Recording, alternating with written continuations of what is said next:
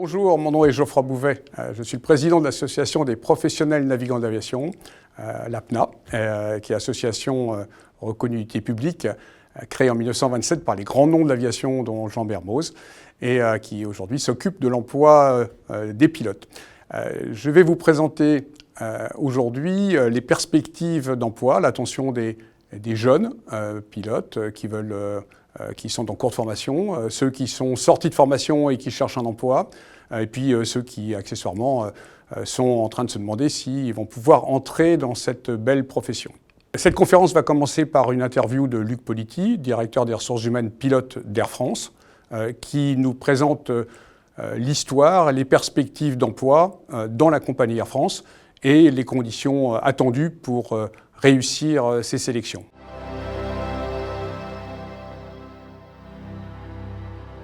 Oui, en fait, l'économie et le développement du transport aérien sont fortement liés. En période de décroissance, on recrute moins. En période de croissance, on recrute fortement pour anticiper les années futures. Aujourd'hui, on est en période de décroissance forte et après quelques années où on a recruté à plus de 300 pilotes par an, on passe aujourd'hui, au contraire, à un arrêt des sélections vers même un départ. On a fait partir récemment plus de 10% de la population PNT, c'est-à-dire pilote, au sein d'Air France, par le biais d'une rupture conventionnelle collective. Un certain nombre de pilotes qui étaient dans la phase de sélection auprès d'Air France, on prend entre 1500 et 2000 pilotes en phase de sélection pour gérer des embauches de 300 par an et pouvoir ainsi calibrer nos recrutements et nos effectifs, se sont vus arrêter lors de leur phase soit de sélection, soit de recrutement. Alors différentes catégories de pilotes, des filières longues, ce qu'on appelle filières longues, ce sont les EPL, les stagiaires de l'ENAC, mais également les cadets, nos propres formations au sein d'Air France.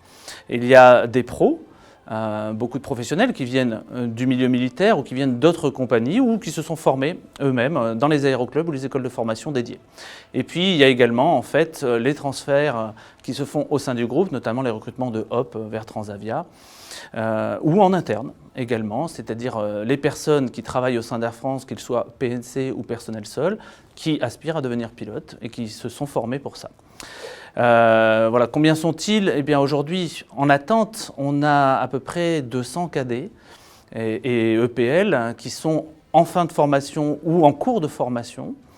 On a 116 pilotes pros qui ont été recrutés et qui avaient une date d'entrée en stage, qui sont également en attente. Et puis on a, compte tenu du plan de restructuration du moyen et du court courrier, aujourd'hui l'équivalent de 350 pilotes Hop qui passent les sélections afin de savoir combien pourront être admis chez Air France en cas de recrutement. La durée de la crise, vous l'aurez compris, est difficilement prévisible aujourd'hui. Elle est liée à la fermeture des frontières, elle est liée à la relance économique et puis surtout à une solution sanitaire. Aujourd'hui, si on se base sur une reprise, bien sûr on établit quelques scénarios pour pouvoir dimensionner nos effectifs, compte tenu du plan de développement de Transavia, mais aussi d'Air France avec l'arrivée de nouveaux avions plus économiques et plus écologiques. On envisage dans notre scénario le plus positif, on va dire, des recrutements au sein d'Air France à partir de milieu de l'année prochaine, voire plutôt septembre-octobre. Ça, c'est dans le scénario très positif. Évidemment, les premiers retours qu'on va avoir à partir de la fin de cette année 2020 sur la reprise et l'ouverture des frontières sera un bon indicateur pour ajuster au plus fin nos prévisions. Alors, la filière cadet a été stoppée, en tous les cas, la filière de 2019 et 2020. Air France a une grande confiance dans cette filière longue, vous l'avez compris, c'est un recrutement plutôt tripartite. On peut voir aujourd'hui que les personnes fortement engagées proviennent majoritairement des filières longues. Que ce soit côté direction, que ce soit côté organisation syndicale, c'est donc un recrutement qui est essentiel pour nous. Parce que c'est dans nos gènes, c'est dans nos valeurs, c'est dans notre ADN. On a dû les stopper pour des raisons évidentes, d'abord d'économie, mais également pour ne pas lancer des recrutements qui vont durer 2 ans en formation et sans être sûr de pouvoir recruter la personne, ça c'est important. On est encore en discussion aujourd'hui, on a repoussé les premières sélections qui devaient rentrer en stage cadet cette année, on va les repousser de 3 à 6 mois afin de pouvoir déterminer, en fonction de la reprise, si on garde cette filière longue-là ouverte ou si on la stoppe pendant 1 ou 2 années. Dans les dernières années, Air France a été très ouvert en matière de sélection. D'abord parce qu'on avait beaucoup de besoins, on avait un fort retard sur notre embauche et sur nos effectifs, compte tenu de la croissance qui était annoncée, et tout du moins ce que laissait présager 2019. Du coup, c'est assez hétéroclite comme type de recrutement. Bien sûr, une grande partie viennent des filières techniques, les ingénieurs, mais ça peut être aussi des gens qui sont... qui avaient pas de limite d'âge officielle, puisqu'il n'y a pas de discrimination face à l'âge. On a recruté des personnes jusqu'à 49 ans en stage cadet. Et puis il y a des gens avec une grosse expérience. C'est vrai qu'à une époque, il était important pour nous, compte tenu de nos contraintes de formation, d'avoir des personnes qui soient déjà qualifiées, 37 ou 320, ce qu'on appelle des stages NTO, donc plus courts chez nous. Mais la contrepartie, c'est que ces personnes-là, ayant un certain nombre d'heures de vol, coûtent plus cher dans le fonctionnement. Et c'est donc tout l'intérêt de notre recrutement avec des filières longues, où les gens ont moins d'heures et donc une rémunération plus faible, mais qui demandent un temps de formation plus long. Quel conseil on pourrait donner aujourd'hui à quelqu'un qui voudrait s'investir dans la filière pilote? Ça tombe bien, c'est exactement le cas d'un de mes enfants qui passe le bac actuellement et donc qui se pose la question de devenir pilote. La réalité, c'est que dans les périodes de croissance, on voit que ça dure 3 ans, 3 à 5 ans dans les meilleures périodes, donc c'est assez court. Donc il faut être préparé à ça.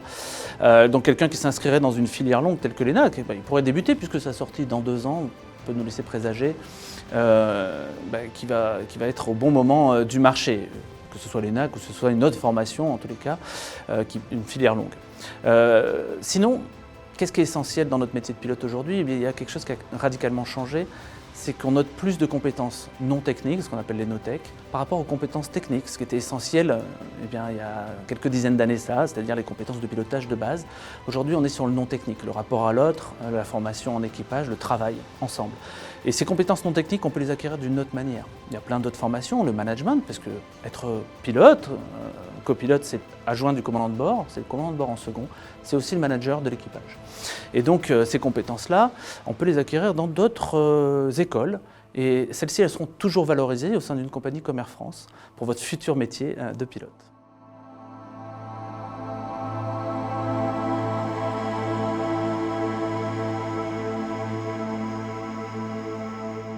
Alors d'abord, il faut mettre en perspective les conditions d'emploi d'Air France. Air France a embauché de 2017 à 2019 300 pilotes par an, avec même une pique à 380 pilotes en 2019. Donc on peut penser que le réservoir de 400 à 600 pilotes qui sont en attente aujourd'hui pourra se vider assez vite. Les 300 pilotes qui sont embauchés par an à Air France, ce sont d'abord 100 pilotes dits de la filière longue, donc des cadets ou des EPL de l'ENAC.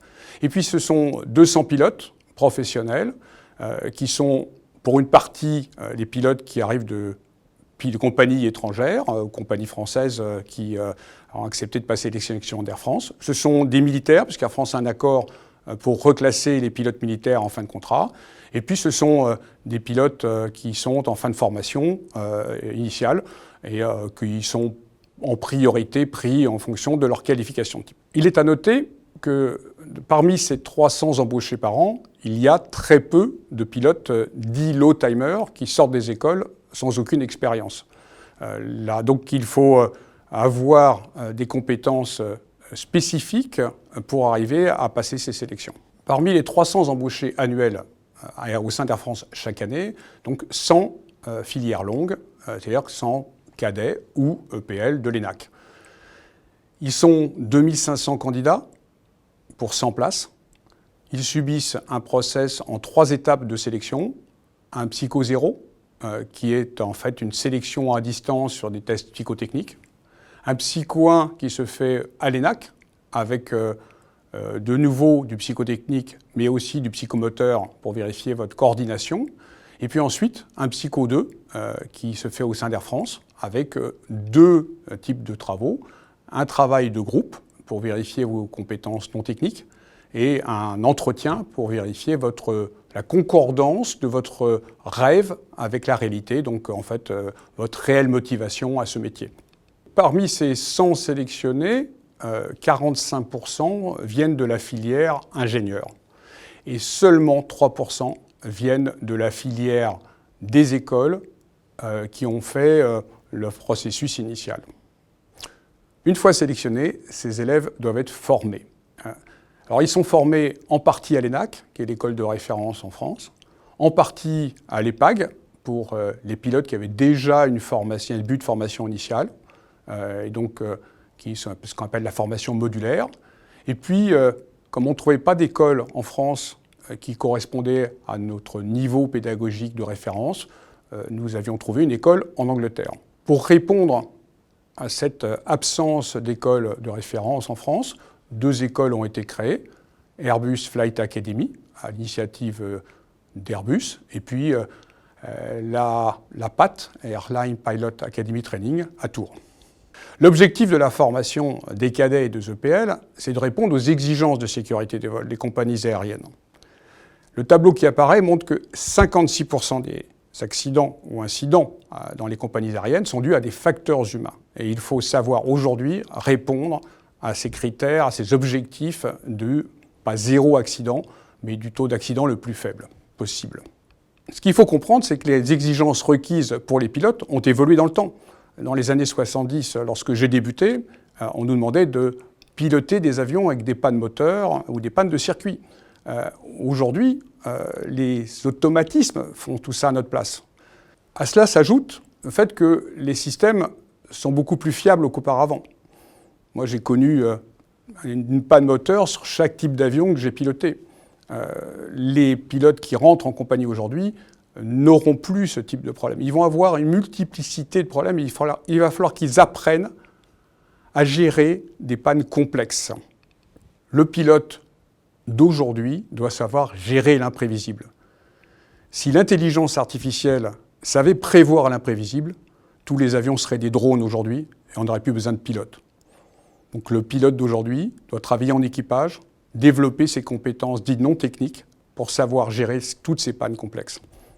Donc les compétences requises pour un pilote, c'est le savoir, le savoir-faire et le savoir-être. Ces 3 compétences sont observables et quantifiables. Et on le voit bien lorsqu'on fait les tests dans les travaux de groupe en sélection. On arrive à mesurer la façon d'être du pilote et sa façon de traiter des problèmes complexes. Le graphique qui apparaît montre les compétences requises. À la fois les compétences de pilotage manuel et d'automatisme, les compétences de procédure, donc en fait le savoir et la façon d'appliquer ces procédures, et depuis quelques années, les compétences de savoir-être. Ces compétences de savoir-être sont devenues primordiales dans le cadre des sélections et ensuite dans le cadre de l'exploitation. En termes de compétences non techniques, la première des compétences, c'est d'avoir la conscience de la situation. Lorsqu'on est face à un problème complexe, qui est souvent de multiples alarmes, il faut savoir celles qui sont prioritaires, comment vous allez partager cette information avec votre 2e pilote ou 3e pilote quand vous êtes en équipage renforcé, comment ce 2e et 3e pilote vont pouvoir assumer leur leadership et donc de pouvoir faire leur propre analyse et faire passer le message. Et ensuite, tous les 3, comment vous allez pouvoir coordonner la décision. Je ne vais pas commenter la slide qui apparaît. Elle vous donne tous les critères d'évaluation d'un pilote qu'on a en sélection ab initio ou d'un pilote qui passe une séance de simulateur dans le cadre de ses contrôles annuels. Rien de mieux qu'un exemple pour pouvoir commenter ses compétences. Je prends le cas d'un Airbus 380 de Qantas qui décolle de Singapour. Un des moteurs explose, explosion non contenue, un 2e moteur s'arrête, des circuits hydrauliques de commande de vol tombent en panne. L'équipage se trouve devant plus de 100 alarmes qui apparaissent sur le message ECAS, donc devant eux. La première des compétences, c'est la conscience de la situation. Vous avez 100 messages d'alarme, donc 100 circuits en panne.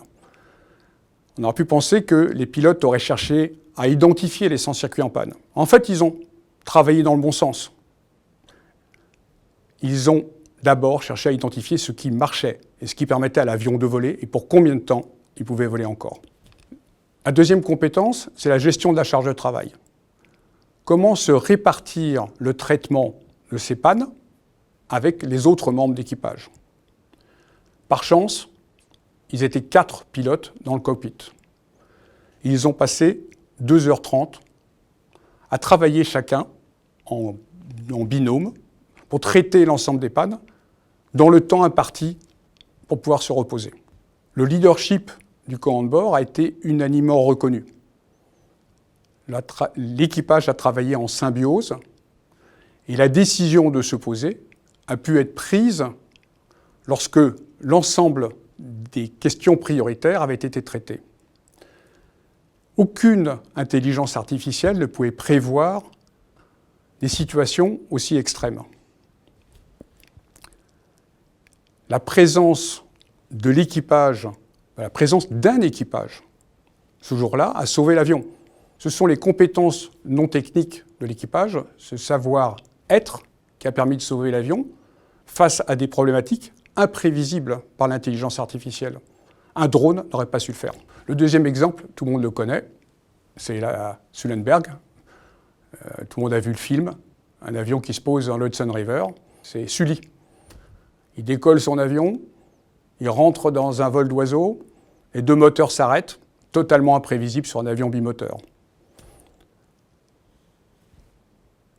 Il pouvait tenter de se poser sur différents terrains, et ce n'était pas faisable. Il l'a compris tout de suite, et il a choisi la solution qui sauvait ses passagers. Maintenant, la question est de savoir comment vous allez pouvoir acquérir ces compétences requises par les compagnies aériennes. Les Américains résument la situation en disant « Fly as you train, train as you fly ». Vous devez vous comporter dans la vie courante comme on attend que vous vous comportiez dans votre vie professionnelle. Je résume. Il faut qu'à chaque fois que vous êtes en cours devant vos professeurs, en famille, dans votre vie professionnelle, vous conduisiez comme si votre interlocuteur était votre futur sélectionneur. Vous répondrez alors aux critères qu'on attend de vous. Alors évidemment, maintenant, il faut que vous ayez une formation professionnelle adaptée aux compétences requises. Et évidemment, toutes les écoles ne se valent pas, et on voit bien qu'Air France, lorsqu'elle a cherché des écoles pour former ses cadets, a été trouver des écoles ou anglaises ou des écoles de référence en France. Il est évident que des écoles où les instructeurs FI sont les élèves de l'année précédente ne seront pas capables de vous transmettre l'ensemble de ces compétences non techniques requises par les compagnies parce qu'ils ne l'ont pas vécu. Donc, dans les critères de choix des formations, il faut regarder quelles sont l'expérience de ces instructeurs. Et il faut que ces instructeurs, effectivement, comprennent ce qu'ils doivent vous enseigner. Ensuite, l'APNA peut vous aider à vous préparer. L'APNA organise des sessions de préparation aux sélections avec des professionnels de l'aviation, bénévoles, pour vous mettre dans les conditions réelles. Et ces préparations aux sélections, il ne faut pas le faire la veille d'une sélection, il faut le faire 1 an avant, ce qui permet d'identifier des écarts par rapport aux objectifs et qui vous laisse le temps ensuite d'adapter votre situation personnelle, votre comportement aux objectifs requis. La mauvaise méthode, c'est évidemment d'aller dans des organismes qui ont essayé de formater un message qui vous prépare aux sélections. Lorsque les équipes de l'APNA vous font passer en préparation aux sélections, elles se rendent compte immédiatement si vous avez un message formaté. Et même si vous avez été très bon, vous serez inapte parce qu'on n'aura pas pu identifier quelle est votre vraie personnalité. Donc la règle, c'est ayez un comportement adapté tout au long de votre vie et vous aurez ce comportement adapté le jour où vous passez une sélection. Une règle essentielle à retenir, c'est que la licence ne donne pas l'employabilité. Nous avons vu tout à l'heure que les sélections d'Air France donnent une priorité très importante aux élèves ingénieurs et qu'il y a très peu d'élèves qui ont peu d'expérience qui sont recrutés. Ceux qui réussissent ont une formation adaptée.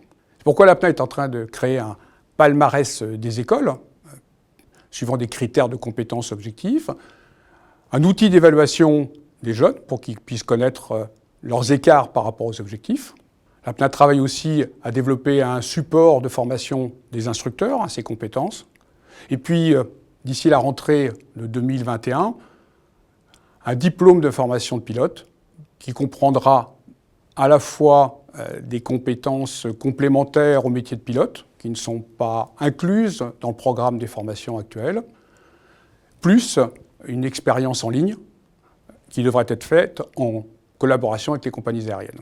Tous ces projets seront développés dans les réunions d'information de l'APNA. Vous pouvez adhérer, c'est 20 € par an déductibles des impôts, donc 6 € après impôt, et vous pourrez participer à l'ensemble des actions de l'APNA.